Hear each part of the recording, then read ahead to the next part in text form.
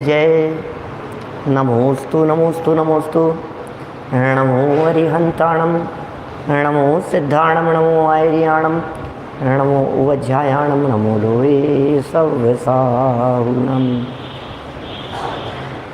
वंदितु सव्यसिद्धे ध्रुवमचलमणो वमं गदिं पते वोचामि समय पाहुड़ सुध केवली भणिदम नमः समय साराय स्वानुभूत्या चकासते चित्स्वभावाय भावाय सर्वभावांतरच्छिदे जिन स्वानुभूति से नमः स्वानुभूति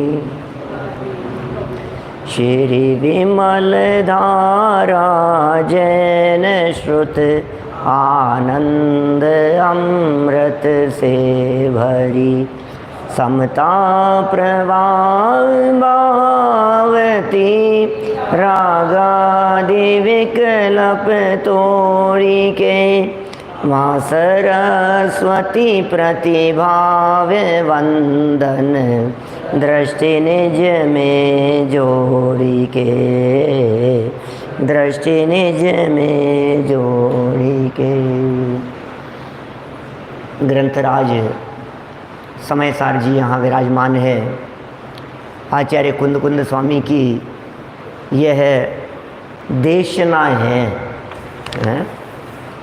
और जीवा जीवाधिकार के संपन्नता के उपरांत यहाँ कर्ता कर्म अधिकार की चर्चा चल रही थी। कौन किसका कर्ता है और क्या किसका कर्म है, ये बातें यहाँ बताई जा रही है। बड़ा ही अद्भुत प्रसंग है, बड़ी ही अद्भुत चर्चा है। एक एक विषय चिंतन करने के लिए है। अपनी लाइफ में day to day routine life में इस बात का चिंतन करना है कि वास्तव में अपवित्र क्या है, वास्तव में हमारे विरोधी कौन हैं, हकीकत में हमारे दुख के कारण कौन हैं। ये विचार नहीं करता है, इसलिए सारा दोष दूसरों के माथे पर मढ़ता है। एक बहुत ही सुंदर गाथा 72 नंबर गाथा जो अपनी यहाँ चल रही है, गाथा पढ़ लेते हैं, फिर पद्यानुवाद पढ़ के अपन आगे बढ़ेंगे टीका की तरफ। देखिए, नादूण आसवाणम असुचेतम च विवरीय भावम च दुख कारणम तीय तदोणियतिम कुणदी जीवो इन आश्रमों की अशुचिता विपरीतता को जान कर इनसे निवर्तन दुख कारण मान कर। किनकी अशुचिता, किनकी विपरीतता और किनको दुख का कारण। इन आश्रमों की अशुचिता, यहाँ सेवाल काई का एग्जाम्पल देकर के बात की गई थी। भाई ये जो काई है, ये काई जल नहीं है, जल की कलुषता है। ऐसे ही ये आश्रव भाव आत्मा नहीं है। इन्हें आत्मा की पर्याय मत जानो, इन्हें आत्मा का अंश मत जानो, इन्हें आत्मा में उत्पन्न होने वाले मत जानो, अपितु इन्हें आत्मा का मैल जानो। ये आत्मा का मैल है। तन में उत्पन्न होने वाला मैल भी अपन मैल जानते हैं ना। क्या कभी कभी ऐसा होता है, समझ लो आप सर में बहुत मैल है, गंदगी है, या कभी बहुत ज़्यादा ऐसा धूल ऑयल था, क्रीम था, जो भी था, उसके ऊपर बहुत ज़्यादा धूल चिपक गई। अब चिपक गई तो ऐसे ऐसे नहीं दिखती है, फिर उसे घिसो तो मैल निकलता है। उसकी पत्तियाँ उतरती है, पपड़ियाँ उतरती है, उसका जो भी है। तो अब ये जो दिख रहा है ये है तो शरीर में, लेकिन शरीर में होते हुए भी शरीर का मैल है, वो निकाल देने योग्य है।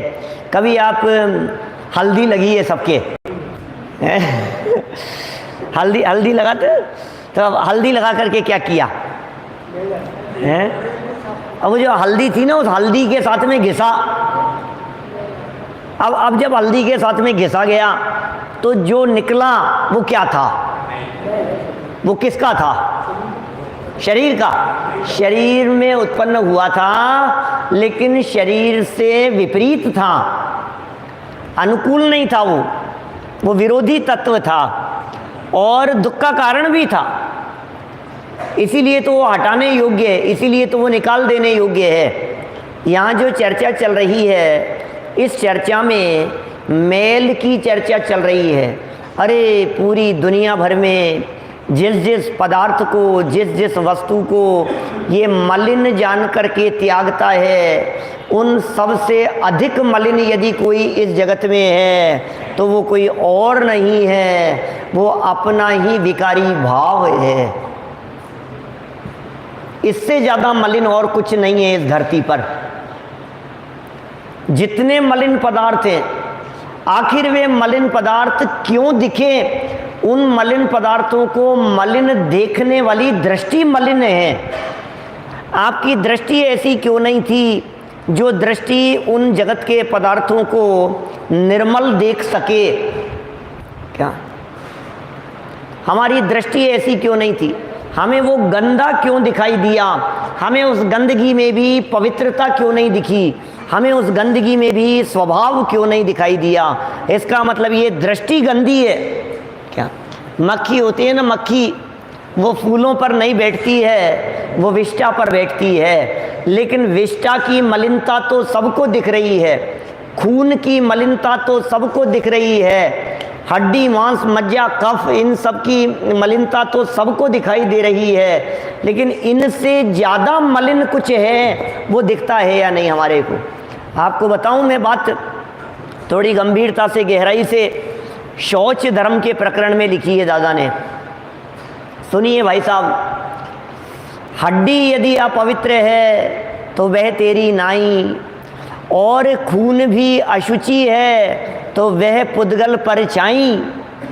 तेरी अशुचिता राग है और शुचिता ज्ञान, राग ज्ञान को जान कर निज को निज में पाग। क्या ऐसी पंक्तियां लिखी है वहाँ। तेरी अशुचिता तो राग है, और पता है बहुत सुंदर तर्क दिया नीरज जी साहब, इतना सुंदर तर्क दिया कि शरीर की अशुचिता बनी रहे तो भी अनंत सुख प्रकट होने में बाधा नहीं है। शरीर की मलिनता, हड्डी खून मांस रक्त सब कुछ, ये सप्त धातुमय शरीर, ये शरीर ज्यों का त्यों बना रहे तो भी, शरीर ज्यों का त्यों बना रहे, शरीर की मलिनता सप्त धातुएं हड्डी मांस मज्जा सब कुछ बना रहे तो भी अनंत सुख और केवल ज्ञान, अनंत ज्ञान प्रकट करने में कोई व्यवधान नहीं है। लेकिन राग का अंश मात्र भी रहे तो केवल ज्ञान और अनंत सुख नहीं हो सकता। बोलो कौन ज़्यादा मलिन है, कौन ज़्यादा अपवित्र है? क्या विकारी भाव ख्याल में आ रही है क्या साहब? जैन साहब क्या कह रहे हैं? ये जो विकारी भाव हैं ये कितने मलिन हैं? क्या शरीर की मलिनता रहे तो मुक्ति रूपी कन्या वरमाला डालने से इनकार नहीं करे, लेकिन राग की मलिनता रहे, विभाव भाव की मलिनता रहे तो मुक्ति कन्या आंख उठा करके नहीं देखे। क्या सौंदर्य किसका नाम, और उस सौंदर्य की विकृति किसका नाम? चैतन्य का जो सौंदर्य है, उस चैतन्य के सौंदर्य में मलिनता उत्पन्न करने वाला यदि कोई है तो वो चैतन्य के सौंदर्य में मलिनता उत्पन्न करने वाली विष्ठा मलमूत्र नहीं है, पसीना नहीं है चैतन्य की सुंदरता में व्यवधान उत्पन्न करने वाला, मलिनता उत्पन्न करने वाला। उस चैतन्य की सुंदरता में जो मलिनता है वो मलिनता राग की है, विभाव भाव की है, आश्रव भावों की है, क्रोधादि कषाय भावों की है। इसलिए क्रोध आदि विभाव भाव, कषाय भाव, विकारी भाव, राग भाव, द्वेष भाव, प्रेम भाव, ये सब जितने भाव हैं ये सब कितने ज़्यादा बुरे होंगे। मुक्ति रूपी कन्या जब किसी चेतन आत्म तत्व के गले में वरमाला डालने का प्रयत्न करती है तो क्या देखती है? बोलो कि साहब चैतन्य की सुंदरता को देखेगी तो बोले ये तो शरीर वाला दिखाई दे रहा है। क्या? अरे औदारिक नहीं सही, परम औदारिक सही है तो औदारिक ही है तो शरीर। बोले कोई फर्क नहीं पड़ता है। किसी का शरीर सड़ा गला हो, शरीर बहुत अपवित्र हो, हड्डियां निकल रही हो, अंदर की अपवित्रता बाहर से झलक रही हो, कुष्ठ रोग हो रहा हो, हमें बतलाइए वो कुष्ठ रोग से युक्त वो व्यक्ति वो अतीन्द्रिय आनंद संपन्न हो सकता है या नहीं? वो मोक्ष मार्गी हो सकता है या नहीं? वो मोक्ष प्राप्त कर सकता है या नहीं? गजब हो गया। क्या बातें हैं ये हैं? इसका मतलब हम जिसे अशुचि समझ रहे थे वो अशुचि था ही नहीं। हम जिसे गंदा समझ रहे थे वो गंदा तो ऊपर की धूल थी।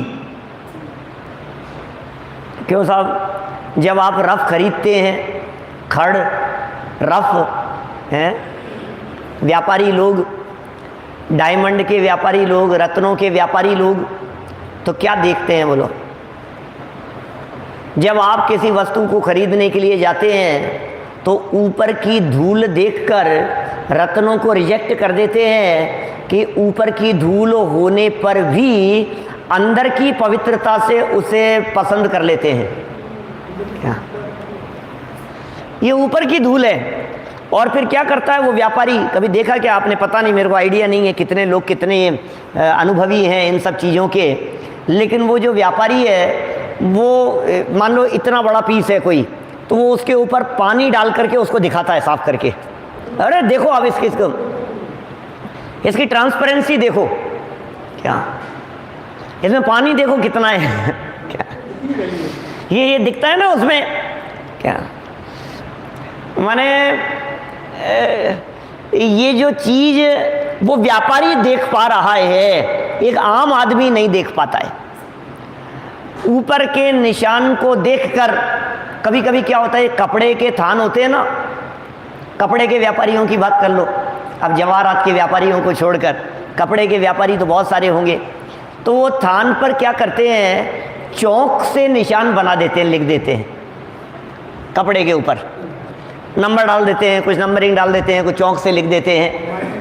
अब आप हम जैसे नादान लोग क्या करते हैं, अरे नहीं ये तो गंदा है, ये तो बेकार है। तो क्या करता है वो कुछ, अरे भाई ये तो ऊपर ऊपर है भाई साहब, कुछ नहीं है। तो ये देखो इसमें क्या है। इसका मतलब ऊपर की मलिनता मलिनता नहीं होती। ऊपर की मलिनता को दुनिया में भी मलिनता नहीं गिना जाता। इसी तरह से जिस अशुचिता की बात कर रहे हैं, ये अशुचिता ऊपर की नहीं है, ये अशुचिता तो अंदर की अशुचिता है। लेकिन फिर भी ये अशुचिता स्वभाव में नहीं है। ये कंपैरिजन यहाँ कराएंगे। इसलिए जानने की, अरे तुम जानो तो सही कि आप पवित्र कौन है। ये जो गंदगी है, ये गंदगी गंदी है, कपड़ा गंदा नहीं है। क्या कहा? ये जो चौक से ऊपर लिखा गया है, ये गंदगी गंदी है क्या? बाबूजी, ये गंदा कौन है? गंदगी गंदी है, कपड़ा गंदा नहीं है। उसी तरह से ये व्यक्ति गंदा नहीं है, इसके विचार गंदे थे, इसका परिणाम गंदा था। गंदा परिणाम निकल गया तो व्यक्ति तो ज्यों का त्यों पवित्र है। आत्मा की पवित्रता की बात कर रहे हैं। चलिए देखिए 141 नंबर पेज पर इस सुंदर गाथा की टीका में अमृत चंद्राचार्य देव किसे सामने ला रहे हैं, उस अपवित्र पदार्थ को छी कह करके दूर कर रहे हैं और उसके सामने कोई अच्छी चीज़ दे रहे हैं। वो अच्छा कौन है? बोले वो अच्छा है भगवान आत्मा। क्या देखो वो पद्यानुवाद बोल रहे हैं एक बार। इन आश्रमों की अशुचिता विपरीतता को जान कर आत्म करे उनसे निवर्तन, दुख कारण मान कर। जिस प्रकार काई सेवाल जल का मैल है, जल की कलुषता है, उसी प्रकार आश्रव भाव भी आत्मा के मैल हैं। हो आश्रव भाव भी आत्मा के मैल हैं। वे आत्मा में कलुषता के रूप में ही उपलब्ध होते हैं, आत्मा में दिखते हैं, लेकिन मैल के रूप में दिखते हैं, मलिनता के रूप में दिखते हैं, विकार के रूप में दिखाई देते हैं, शुद्धता के रूप में नहीं दिखते हैं, अशुद्धता के रूप में दिखते हैं। दिख तो रहे हैं क्या? बोर्ड के ऊपर यदि कई चीज़ें लिखी हुई है और सामने से किसी मास्टर जी ने ये कहा, पहली बार नए मास्टर जी बन करके आए थे और उन्होंने कहा कि भाई मेरे को पढ़ाने के लिए बोर्ड ला करके दो, तो बच्चे दौड़ते हुए बोर्ड लेकर के आए और बोर्ड ला करके सामने रखा। अब उस बोर्ड के ऊपर पुराने किसी टीचर के पढ़ाए हुए बहुत सारी बातें लिखी हुई थी। अब ये मास्टर जी तो कहते हैं हटाओ इस बोर्ड को, दूसरा बोर्ड लेकर के आओ। कि भाई तुम नए आए हो, तुम्हें समझ नहीं है, ये यहाँ डस्टर रखा है, इस डस्टर को इसके ऊपर घुमाओ और ये पूरा का पूरा साफ है।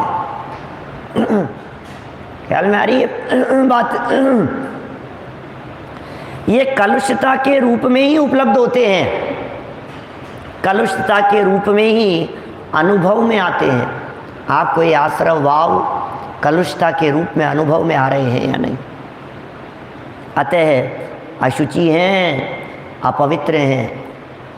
ये आश्रव भाव अशुचि हैं, ये आश्रव भाव अपवित्र हैं, ये आश्रव भाव कालिमाएं, ये मैल हैं। और इसके सामने कौन खड़ा है? इनसे निवर्तन करने की बात चल रही है। गाथा क्या कह रही है? ज्ञान मात्र से आश्रव का निरोध कैसे हो जाता है, ये प्रकरण चल रहा है। और ये कहा गया था इन आश्रमों को जानो, जानने की बात कही गई कि उससे क्या होगा कि तुम जैसे ही इनको जानोगे वैसे ही इनको छोड़ दोगे। कि क्या जानना है इनको? अरे गंदा है कहते ही छोड़ दिया। अब यदि ये नहीं छोड़ रहा है तो उसके पीछे कारण ये है कि ये कहता है कि मैं इसको तो छोड़ दूंगा, लेकिन दूसरा क्या है? अब जब तक मेरे पास में कोई दूसरा ऑप्शन नहीं है तब तक रहने दो ना।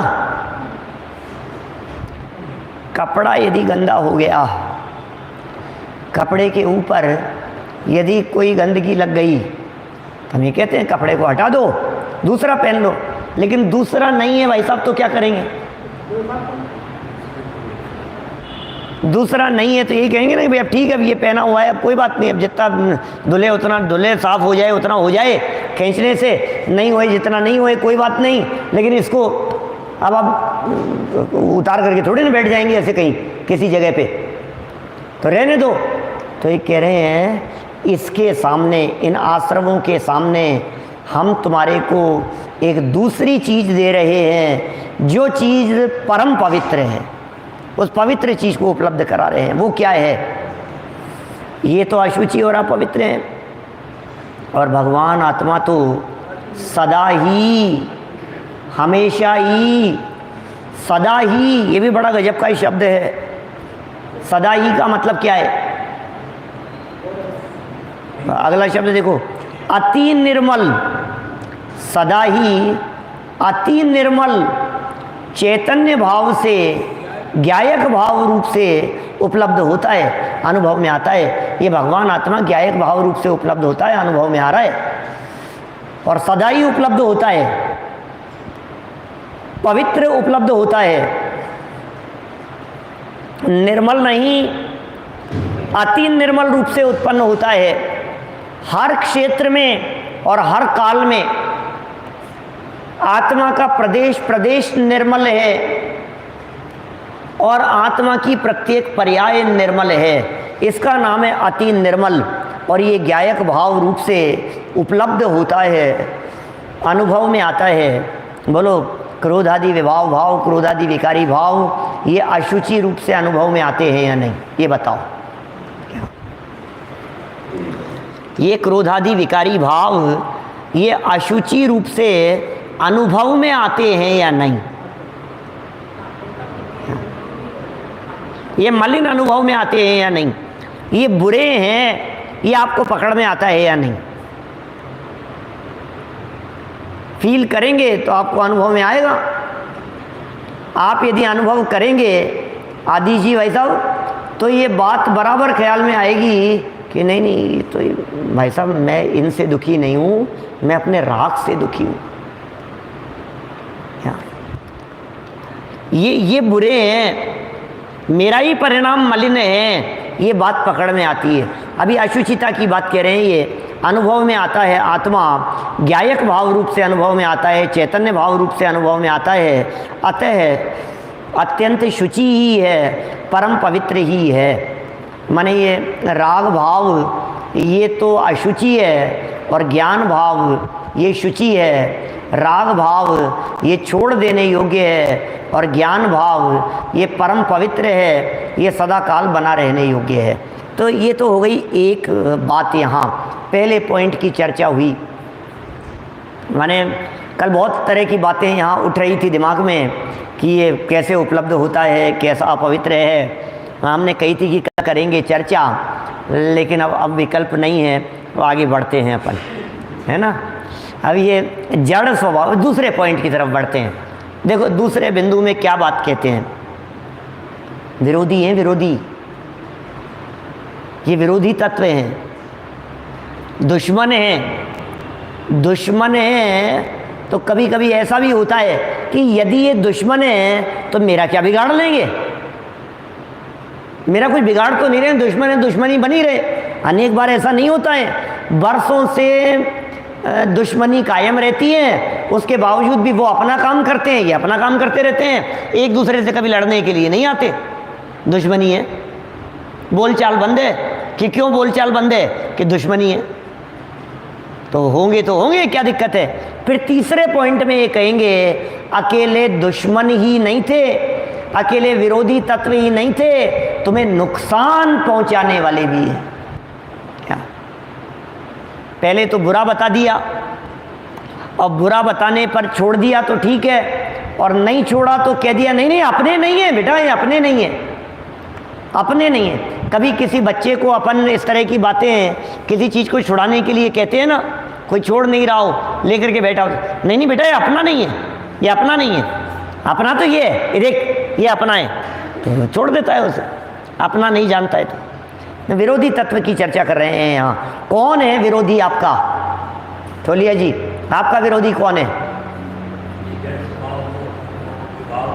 विचार करना मास्टर साहब, आपका विरोधी कौन है?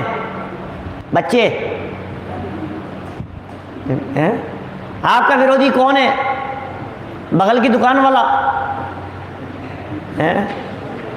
आपका विरोधी कौन है बताओ? मेरी सुनता नहीं है। हमें कौन कौन विरोधी दिखाई देते हैं? जो हमारे अनुसार नहीं चलते वे सब हमें विरोधी दिखाई देते हैं, जो हमारा कहना नहीं मानते वे सब हमें विरोधी दिखाई देते हैं। हमें ऐसा लगता है ये विरोधी है, ये विरोधी है, ये विरोधी है। अरे आचार्य देव कह रहे हैं तुम्हारे दुश्मन कहीं बाहर नहीं है, तुम्हारे दुश्मन तुम्हारे भीतर बैठे हैं। ये तो सब पढ़े लिखे लोग हैं ना, इसलिए सब फटाफट ये कह देते हैं हाँ आश्रव विरोधी है, हाँ मोह आदि विरोधी है, हाँ राग आदि विरोधी है, हाँ क्रोध आदि मेरे विरोधी है। कहने में तो सब होशियार हैं क्या?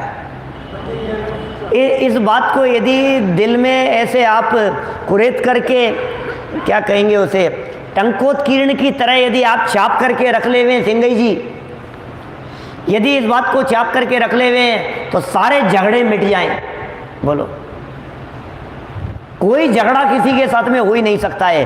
क्यों? क्योंकि आपने इस बात को समझ लिया कि मेरे विरोधी तत्व कोई बाहर में नहीं है। सोचो आप, फिर जब कभी ऐसा वाक्य निकले ना आपके दिमाग से, आपके उपयोग से, अंदर से ऐसा वाक्य निकले, ये तो मेरी सुनते ही नहीं है, इनको तो मेरे विरोध में ही चलना है, इनको तो मेरे खिलाफ में ही चलना है, ये तो मेरे बिल्कुल नहीं है, ये तो मेरे हिसाब से बिल्कुल नहीं चलते, ये तो मेरी बिल्कुल नहीं सुनते, इनका तो एक ही मुद्दा है, बस मेरा विरोध करना। सोचना एक बार, आपके जवान से इस तरह के वाक्य निकलते हैं कि नहीं मास्टर साहब? कभी निकलते हैं? तो अभी तो आप कह रहे थे कि मेरे विरोधी तो मेरे क्रोधादि है, मेरे विरोधी तो मेरे रागादि है, मेरे विरोधी तो मेरे आश्रम भाव हैं। फिर उन वचनों का क्या होगा? है? इसलिए ये गाथाएं याद करने के लिए नहीं है। क्या? ये गाथाएं बोलने के लिए नहीं है, ये गाथाएं सुनने और सुनाने के लिए नहीं है, ये गाथाएं जीने के लिए है। श्याम सिंह जी साहब, इन गाथाओं को जियो, इन गाथाओं को जो जीते हैं वो आनंद मनाते हैं, और इन गाथाओं को जो जीते नहीं हैं वे दुखी और खेत खिन्न होते रहते हैं। आप जियो तो सही, आपके विरोधी कौन है? बाकलीवाल जी साहब, आप जियो जरा, ये जीने के लिए कह रहे हैं। चलो पॉइंट पढ़ता हूँ यहाँ, विरोधी तत्व कौन है, दुश्मन कौन है, और उन दुश्मनों से कैसे निपटें। अरे बाहर में दुश्मन था, उससे निपटने के लिए तो कई तरह की योजनाएं बना रहा था, लेकिन ये अंदर के दुश्मन है, इनसे कैसे निपटेंगे, अभी वो भी बात कहेंगे। देखिए, जड़ स्वभावी होने से आश्रव भाव दूसरों के द्वारा जानने योग्य हैं। आश्रव भाव कैसे हैं? जड़ स्वभावी होने से, ध्यान देना, ये जड़ स्वभावी का है, आश्रव भावों को पुद्गल नहीं कहा है। फर्क है थोड़ा सा। जड़ और पुद्गल में क्या फर्क है? जड़ का अर्थ क्या होता है? जड़ का अर्थ पुद्गल नहीं होता। क्या? जड़ का अर्थ पुद्गल नहीं होता, जड़ का अर्थ अचेतन होता है। चेतन का विरोधी तत्व है जड़। चेतन का विरोधी तत्व है जड़। जड़ किसे कहते हैं? जिसमें ज्ञान नहीं होता उसे जड़ कहते हैं। मैंने जैसे आकाश है, काल है, धर्म अधर्म द्रव्य हैं, तो ये स्पर्श गंध वर्ण तो नहीं है उनमें, लेकिन चूंकि उनमें ज्ञान नहीं है, चूंकि उनमें चेतना नहीं है, इसलिए उन्हें जड़ कहा जाता है। इसका मतलब जड़ उसे कहते हैं जिसमें चेतनता नहीं हो, जड़ उसे कहते हैं जिसमें चेतना नहीं हो, जड़ उसे कहते हैं जिसमें जाननपना नहीं हो, उसे जड़ कहते हैं। तो यहाँ क्रोधादि में जाननपना नहीं है, इसलिए ये क्रोधादि जड़ है।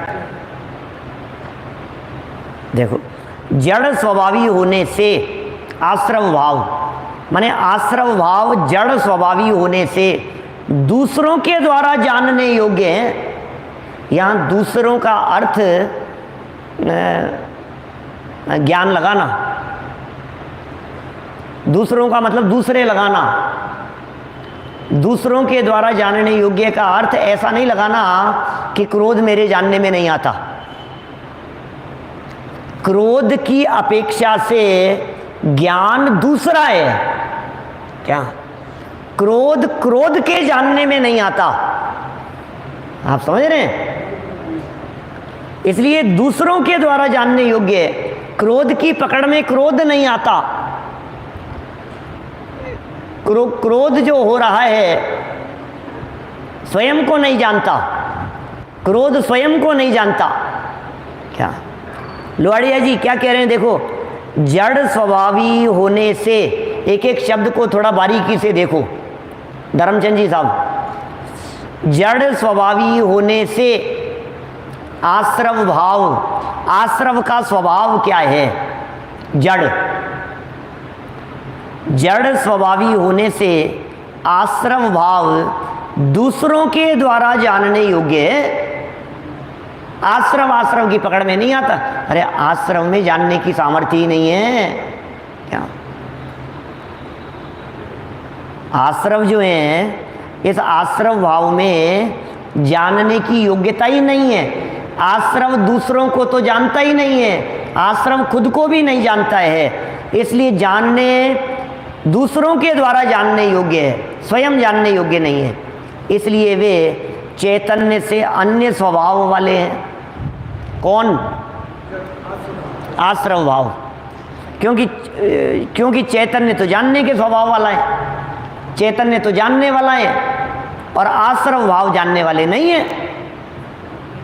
इसलिए आश्रव भाव जड़ है, ये शरीर जड़ है, ये संयोग जितने दिखाई दे रहे हैं आंखों से, ये सब जड़ है।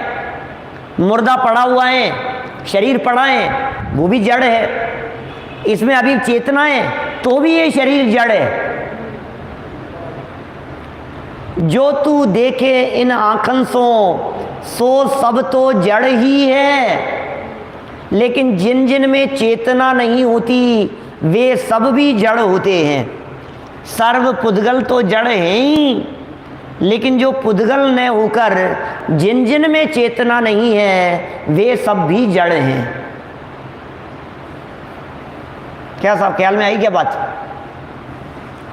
तो ये कह रहे हैं चैतन्य से अन्य स्वभाव वाले हैं, विपरीत स्वभाव वाले हैं। अरे इनका स्वभाव ही मेरे से विपरीत है। मैं यदि जानने का काम करता हूं तो ये नहीं जानने वाले हैं। मैं यदि सुख स्वभावी हूं तो ये दुख रूप है। मैं यदि चैतन्य आत्म तत्व अलग हूं तो ये मेरा और इनका मेल ही नहीं है। आप देखिए विपरीत स्वभाव वालों से आप बच के रहते हो या नहीं? बोलो। जिनका स्वभाव आपसे विपरीत होता है आप उनसे डिस्टेंस मेंटेन करते हो या नहीं? और डिस्टेंस मेंटेन करने की सोचते हो या नहीं? विपरीत स्वभाव वाले जो भी होते हैं, नहीं यार इनका हमारा मेल नहीं खाता। कभी कभी तो ऐसा तक हो जाता है उनके साथ में यदि आपको कहीं जाने की बात कहे ना तो मना कर देता है, नहीं यार उनका मेरा मेल नहीं खाता, मैं उनके साथ में नहीं बैठेगी, मेरी हमारी पटरी मेल नहीं खाती। ऐसे ऐसा बोलता है, बोलचाल की भाषा में ऐसे प्रयोग करता है। नहीं इनके साथ, और कदाचित अकेले उन्हीं के साथ में जाने की बात कह देवे। ठोलिया जी साहब आपको आपके दुश्मन के साथ में यहाँ से भेज दिया जाएगी, नहीं आपको उसी के साथ में जाना है गाड़ी में, आपकी दोनों के लिए इनोवा बुक कर देता हूँ, आप दोनों उसी गाड़ी में जाना साथ में। तो कहेगा यार रहना तो मैं तो अलग साधन से चला जाऊँगा। उनका हमारा मेल नहीं खाता है। विरोधी तत्व के बारे में ये कह रहे हैं क्या? इसीलिए शादी करते वक्त लोग गुण मिलाते हैं। इनके गुण जो है ये विरोधी तो नहीं है, 36 का आंकड़ा तो नहीं है इनमें। 36 का आंकड़ा होगा तो संभल करके रहेंगे, दूर रहेंगे, बच करके रहेंगे। ये कह रहे हैं भैया चेतन का लक्षण अलग है और क्रोधादि के लक्षण अलग हैं। क्रोधादि आश्रव भावों से आत्मा अत्यंत विरोधी है। क्या क्या? हाँ ये अब ये लड़के, अब सोचो क्या स्थिति है, हाल क्या है। अब लड़का मंगल है, क्या मंगल का प्रभाव है उसके ऊपर, मांगलिक है, तो अब उसका लड़की कौन से लड़की से शादी करें? कमल जी बढ़ जाते साहब, लड़का मंगल है तो कौन सी लड़की से शादी करें? क्या है? माने लड़का मंगल है तो इससे ज़्यादा और मंगल में क्या बात हो सकती है? हाँ कह रहे मंगल है तो मंगल है तो बहुत अच्छा है, कर दो। लड़का मंगल है तो अपनी बच्ची की शादी उससे, कि मंगल है भाई साहब। क्या मंगलमय जो मंगल है, आप क्यों टेंशन ले रहे हो? ये क्या है, इन सब बातों में कुछ दम नहीं है। ये मंगल है, मंगल के लिए मंगल सोचते हैं। क्या हाँ, इस मंगल की शादी अमंगल से नहीं हो जाए। मंगल की शादी अमंगल से क्या होगी तो हो जाएगी तो क्या होगा। अरे भाई, उन चीज़ों में, उन बातों में मत उलझो, वो अपने विषय नहीं है। यहाँ तो विपरीत तत्व की चर्चा कर रहे हैं। दोनों विरोधी तत्व हैं, दिन रात जैसे विरोधी तत्व हैं, एक साथ बैठ नहीं सकते हैं, इनका इनके साथ में मेल नहीं खा सकता है। कितनी जगह पर सोचते हैं अपन, आप समझ लीजिए ब्लड की कमी हो गई, एक्सीडेंट हो गया, ब्लड चढ़ाना है इनके, और इनका जो ब्लड है वो ब्लड कौन सा है, कोई भी समझ लो आप, ओ पॉजिटिव है मान लो, तो अब बी पॉजिटिव मिल रहा है, तो चढ़ाएं कि नहीं चढ़ाएं? नहीं नहीं, उसका तो चढ़ जाएगा, मेरा है ऐसा ही, ओ नेगेटिव है शायद, ऐसा कुछ, यूनिवर्सल डोनर हूँ मैं।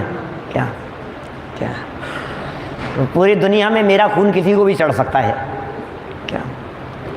तो अभी बात क्या चल रही है, बात किसी को भी, लेकिन बात ये चल रही है कि किसी के खून की कमी हुई, अब उसके बी पॉजिटिव की जगह बी नेगेटिव चढ़ जाएगा कि नहीं चढ़ेगा? क्या विरोधी तत्व है? क्या बात कर रहे हो आप? विपरीत तत्व है कि क्या बात कर रहे हो साहब? खून में खून मिलना है, इसमें क्या हो गया कि नहीं, खून में खून मिलना है, ऐसा थोड़ी ना चलेगा क्या?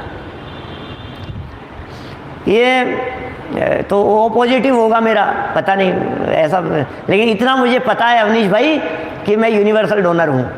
मुझे ध्यान नहीं है वो पॉजिटिव नेगेटिव तो, लेकिन वो पूरे दुनिया में मेरे से ये कहा गया था कि आप किसी को भी खून दे सकते हो। क्या तो वो मांस दान है, अपने वो क्या करना है, कभी कोई ऐसा कुछ हो, तब जो जैसी परिस्थिति हो।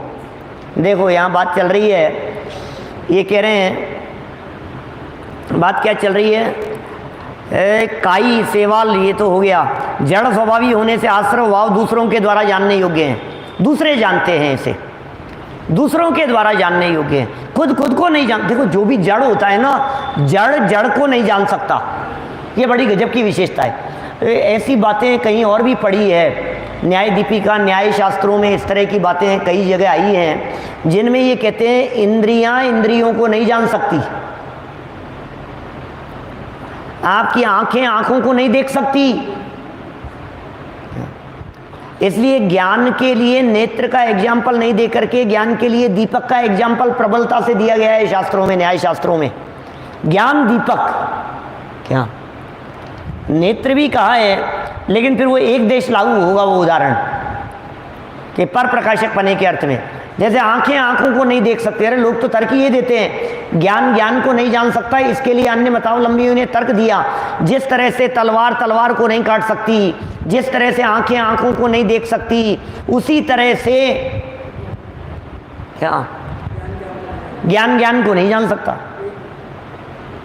अब ये कह रहे हैं, हम तो ये कह रहे हैं न्याय शास्त्रों में ऐसा कहा, आंखें आंखों को नहीं देख सकती, स्वयं स्वयं को नहीं कर सकता है, इसी तरह से आश्रव आश्रव को नहीं जान सकता। स्पर्श स्पर्श क्यों नहीं, सब स्पर्श तो स्पर्श को जान लेते हैं, क्या स्पर्श तो क्या स्पर्श तो स्पर्श को जान रहे हैं। ये हाथ ने ये स्पर्श किया तो स्पर्श से स्पर्श को जान लिया गया। बोले नहीं, हाथ हाथ के स्पर्श को नहीं जान सकता, गाल गाल के स्पर्श को नहीं जान सकता। समझ में आ रही है बात? दूसरा जानने में, दूसरे स्पर्श से इस स्पर्श को जाना, ये स्पर्श कैसा है, लेकिन ये खुद को नहीं जान सकता। निमित्त है जानने में निमित्त पने की चर्चा चल रही है, लेकिन कान को नहीं सुनने में उपयोगी हो सकते हैं, कान से कान को नहीं जाना जा सकता। रस से रसना इंद्री से रसना इंद्री का स्वाद नहीं आ सकता। दूसरे का स्वाद तो ले सकती है, लेकिन रसना इंद्री का स्वाद नहीं ले सकती। क्यों? क्योंकि ये जड़ है, जड़ की इसी तरह की योग्यता होती है, और चेतन का स्वाद ले सकता है। ज्ञान में ज्ञान का स्वाद आ सकता है, ज्ञान को जान सकता है। ज्ञान रूपी दीपक है, तो ज्ञान रूपी दीपक से ज्ञान दिख सकता है। बोलो, ज्ञान के माध्यम से ज्ञान को देखा जा सकता है। ज्ञान को देखने के लिए किसी दूसरे ज्ञान की जरूरत नहीं है, लेकिन जड़ को जानने के लिए किसी दूसरे की जरूरत है। ऐसा है, जड़ स्वयं के द्वारा स्वयं को नहीं जान सकता, क्योंकि जड़ में ऐसी योग्यता नहीं है। ये क्रोधादि भाव, आश्रव भाव चूंकि जड़ हैं, इसलिए आश्रव भाव दूसरों के द्वारा जाने जाते हैं। क्या ये क्रोधादि आश्रव भाव दूसरे के द्वारा जाने जाते हैं कि नहीं साहब हम भी जान लेते हैं, मुझे गुस्सा आ रहा है मैं जान लेता हूं। तो जाना किसने? क्या गुस्से को जाना किसने? क्या गुस्से को जानने वाला ज्ञान है। एक बहुत बड़े कोई फिलोसोफर थे, अन्य दर्शन जब पढ़े ना सब, उनमें कुछ इस तरह की बात आई। उसने क्रोध की रिसर्च करने की सोची कि मैं क्रोध पर रिसर्च करता हूँ और क्रोध कैसा होता है, क्रोध कैसा होता है मैं उसको नोट करना चाहता हूँ। क्रोध कैसा होता कैसा है आखिर क्रोध की पिक्चर कैसी होती है। तो बोले जैसे ही मुझे गुस्सा आएगा वैसे ही मैं उस क्रोध के बारे में नोट डाउन करूंगा कि क्रोध कैसा होता है, क्योंकि क्रोध के बारे में करना है ना मुझे। तो क्रोध के बारे में उसने लिखने की सोची, क्रोध के बारे में उसने आर्टिकल बनाने की कि क्रोध होता कैसा है। तो बोले जैसे ही गुस्सा आता था और वो लिखने की सोचता था, तो लिखने में और विचार करने में और उसमें इतना मशगूल होता था कि क्रोध गायब हो जाता था। क्या कि मुझे गुस्सा आ रहा है, अब मुझे इस समय मुझे बहुत तेज गुस्सा आ रहा है, तो मैं क्या करूं, इस समय मुझे लिखना चाहिए। तो अब मुझे लिखना चाहिए तो फटाफट डायरी निकालो अलमारी में से डायरी निकाली, पेन निकाला, सब कुछ निकाला। बोले क्या लिखूं, गुस्सा तो रहा ही नहीं, गुस्सा तो टिका ही नहीं। तो उसने पता है क्या निष्कर्ष निकाल करके लिखा। आइए जैन साहब, इतना गजब निष्कर्ष निकाला उसने निष्कर्ष निकाला कि जैसे ही गुस्से को ज्ञान करने के लिए जाता हूं, ज्ञान आता है और गुस्सा भाग जाता है। क्या ज्ञान के आने पर गुस्सा भाग जाता है। इसका मतलब ज्ञान और क्रोध ये दोनों परस्पर में विरोधी तत्व हैं। ज्ञान होगा तो गुस्सा भाग जाएगा, और गुस्सा होगा इसका मतलब है अभी ज्ञानचंद जी आए नहीं है। क्या अभी ज्ञानचंद जी सो रहे हैं? समझ में आ रही है बात? ज्ञानचंद जी जब तक सो रहे हैं तब तक गुस्सा नाच रहा है। क्या और जैसे ही ज्ञानचंद जी जग गए वैसे ही क्रोध लाल जी शांत हो गए। क्या बोलो, कैसा गजब का है ना स्वरूप। क्योंकि क्रोध में क्रोध को जानने की सामर्थ्य नहीं है। जड़ स्वभावी होने से वो क्रोध को वो विरोधी तत्व कह रहे हैं भाई साहब। ये तो एक्चुअल में कंपैरिजन कर रहे हैं, क्रोध का और ज्ञान का परस्पर में कंपैरिजन कर रहे हैं। क्रोध और ज्ञान परस्पर में तुलना करके देख रहे हैं, इनकी आपस में तुलना करो क्रोध की और ज्ञान की। तो ये कह रहे हैं देखो यहाँ क्या लिखा है, इसलिए वे चैतन्य से अन्य स्वभाव वाले हैं, विपरीत स्वभाव वाले हैं। अब ये चूंकि मूल गाथा में तो विवरीय भावम चय शब्द का प्रयोग किया था। अब विवरीय भावम का अर्थ क्या होता है? विपरीत है। तो सामने आचार्य अमृतचंद्र स्वामी को खड़ा करना पड़ा टीका में, क्योंकि जब ये कह रहे हो ये विरोधी है, तो प्रश्न किसके विरोधी है? किसके विरोधी है? ये बात तो खड़ी होगी ना कि साहब आश्रव भाव तो विरोधी है, आश्रव भाव तो विरोधी है। तो किसके विरोधी है? ये आश्रव भाव। क्रोध जो है ये द्वेष का विरोधी नहीं है। क्या मायाचार लोभ है ये राग का विरोधी नहीं है। राग रूप कषाय है ना, क्रोध और मान द्वेष रूप कषाय है, माया और लोभ ये राग रूप कषाय है। तो राग का विरोधी नहीं है वो, लेकिन ज्ञान का विरोधी, किसके विपरीत भावंच शब्द का प्रयोग किया है इन आश्रव भावों के लिए, कि आश्रव भाव विपरीत भाव वाले हैं। बोले किससे विपरीत भाव वाले हैं, ये किसके विरोधी तत्व हैं, ये किसके विपरीत तत्व हैं? तो आचार्य अमृतचंद्र स्वामी ने कह दिया, बोले ये चैतन्य से अन्य स्वभाव वाले हैं, बोले चेतना से विपरीत हैं, विपरीत स्वभाव वाले हैं। और भगवान आत्मा जो इसके सामने खड़ा हुआ है वो कैसा है? कहाँ लड़ेगा ये क्रोध? अरे नहीं साहब, बहुत लड़ाई बहुत वो है, टक्कर की है कि नहीं क्या बात कर रहे हो? एक तरफ नरेंद्र मोदी जी खुद खड़े हुए हैं, अब दूसरी तरफ किसी को भी खड़ा करो उनके सामने, इनको तो जीतना ही है। ऐसे होता है ना। आपके एमएलए के चुनाव हो रहे थे और एमएलए के चुनाव में एक व्यक्ति खड़ा हो रहा था, तो सामने उसके कौन खड़ा हुआ? बोले अरे तो इसके सामने तो इसको हारना ही है। आखिर सामने कौन है? तो ऐसे ही कह रहे हैं, इन आश्रम भावों के सामने कौन है ये बताओ। आश्रम भावों के सामने कौन है? ज्ञान नहीं, आत्मा। और आत्मा नहीं, भगवान आत्मा, भगवान साक्षात सामने खड़े हुए हैं। आश्रम का क्या होगा? पहले ही भाग जाएगा वो तो। देखो जरा क्या गजब गजब के शब्द हैं भाई साहब। भगवान आत्मा तो कैसा है? नित्य है, परमानेंट है ये भगवान आत्मा। विज्ञान घन स्वभाव वाला है। आश्रव भाव कैसे थे? आश्रव भाव अज्ञान रूप थे, आश्रव भाव जड़ रूप थे। और ये भगवान आत्मा कैसा है? भगवान आत्मा, तो ये भगवान आत्मा शब्द का प्रयोग मूल टीका में है, संस्कृत में हवा में नहीं लिख दिया गया है। यहाँ संस्कृत टीका में देखिए, संस्कृत टीका की पहली लाइन में भी भगवान आत्मा शब्द का प्रयोग है, और फिर तीसरी लाइन में भी भगवान आत्मा शब्द का प्रयोग है, और चौथी लाइन में भी भगवान आत्मा शब्द का प्रयोग है। 3 जगह पर भगवान आत्मा शब्द के प्रयोग है। आत्मा नहीं दिखाया है यहाँ भगवान आत्मा दिखाया है। क्या यहाँ दुश्मनों की पहचान कराई है? क्या यहाँ पूरा पावर हाउस है। आश्रव भाव रूपी अंधेरे के सामने ये दीपक नहीं,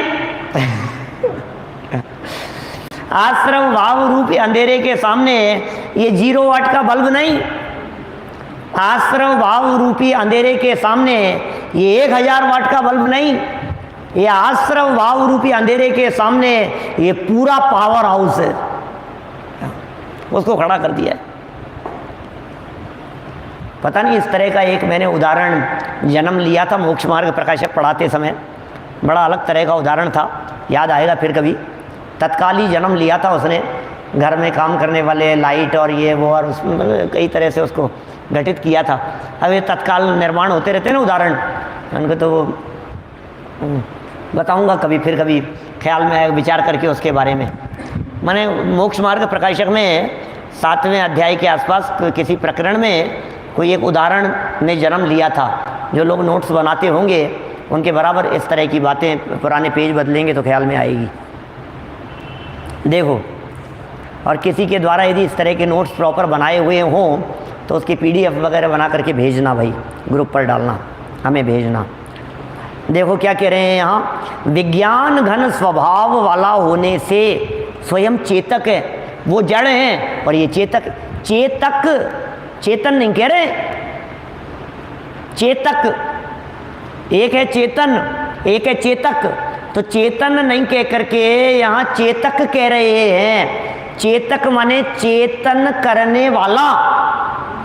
मैंने ऊपर ये कहा था कि आश्रव भाव नहीं जानने वाले, जानते नहीं हैं, और ये जो ज्ञान है ये चेतक है, माने जानने वाला है।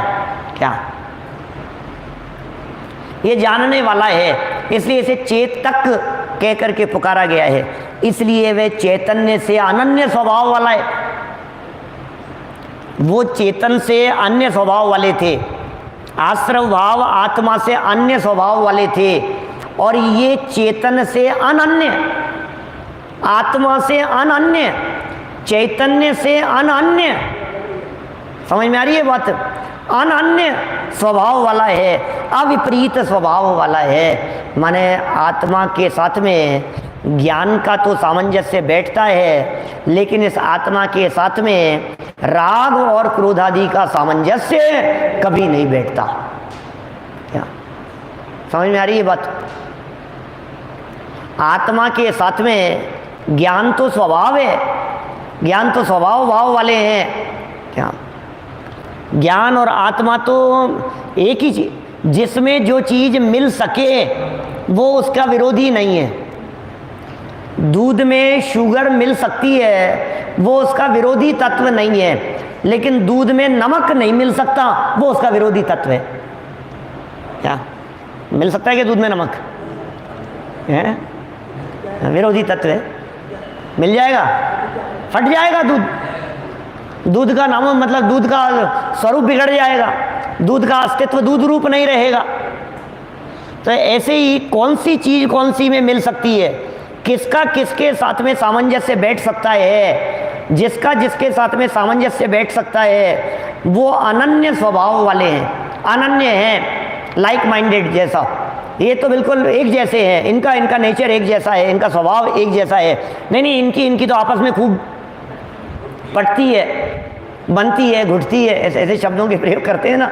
नहीं, अरे उनके साथ तो अपन क्या 6 महीने की यात्रा पर जा सकते हैं, क्या बात कर रहे हो आप? उनके साथ तो, और इनके साथ तो भाई साहब 6 घंटे 6 मिनट नहीं बैठूं इनके साथ तो ये आश्रम के साथ में आत्मा ये 6 मिनट नहीं बैठे, ये ऐसा है। तो चैतन्य से अनन्य विज्ञान घन का भी बड़ा सुंदर अर्थ है और खूब चर्चा विज्ञान घन के बारे में भी की जा सकती है, लेकिन 73वीं गाथा में भी विज्ञान घन की चर्चा आएगी, तब अपन उस विज्ञान घन की चर्चा और विस्तार से वहाँ कर लेंगे। अब ये 2 विशेषणों की चर्चा अपनी यहाँ हुई है, विरोधियों को पहचानने की बात आज हमने यहाँ कही है। सच में जब जब किसी से लड़ाई हो रही हो और आपको सामने वाला दुश्मन दिखाई दे रहा हो, किसी के साथ में लड़ाई हो गई हो और सामने वाला दुश्मन दिखाई दे रहा हो, तो गहराई से गंभीरता से विचार करना कि सामने वाला दुश्मन है या मैं उसे दुश्मन समझ रहा हूँ। मेरी ये मान्यता मेरे अंदर में उत्पन्न होने वाले वो दुश्मन है। असली विरोधी तत्व बाहर में नहीं है, मेरे विरोधी तत्व तो मेरे भीतर ही पनप रहे हैं। इसलिए घर में पैदा होने वाले गद्दारों को वहीं विध्वंस कर देने की भावना से ये भगवान आत्मा युद्ध क्षेत्र में सामने आया है। और इसकी चर्चा और विस्तार से कल और नए तीसरे बिंदु के आधार से बात को आगे बढ़ाएंगे। अभी की बात को यहीं विराम देते हैं।